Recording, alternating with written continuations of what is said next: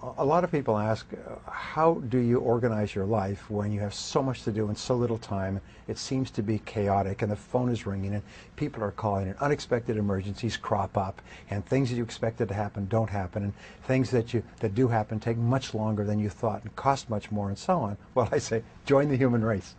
The fact is that in our world today, there's so much good stuff going on that we are eager to take a piece of everything.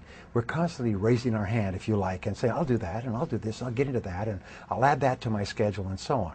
So as I mentioned earlier, the starting point of getting your life under control is to sit down and think about two things. Who you really are, which means what are your natural talents and abilities, what do you enjoy, what do you like doing.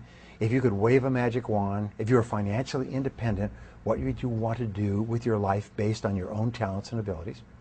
Another question we ask is, if you could work at any job or in any industry or in any position or in any part of the country, what would they be? And think them through. At Stanford University, they teach an exercise in the creative thinking part of the business faculty. It's called the 2010 exercise. And that's, imagine that you have $20 million cash in the bank, just for fun, an inheritance, you won a lottery. But simultaneously, you have an incurable illness and you only have 10 years left to live. If you had $20 million in the bank and 10 years left to live, what choices and decisions would you make for your life? And that begins to clarify things. You start to become clear, well, if I had that money and only a limited time, there's certain things I would want to do and certain things that would not be that important. The second goal area is, what do you really, really want from your life? If you had no limitations, if you had all the money and all the time and all the talents and all the abilities, if you could do or be or have anything, what would you really want in your life? And write them down.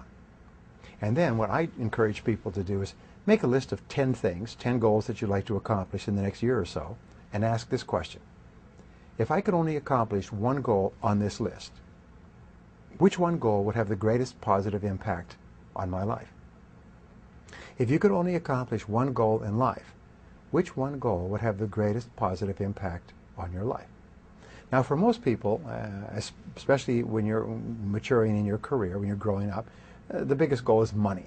If you had money, then you could buy a house, home, car, family, lifestyle, and so on. So that's quite normal. For other people, it may be a health goal.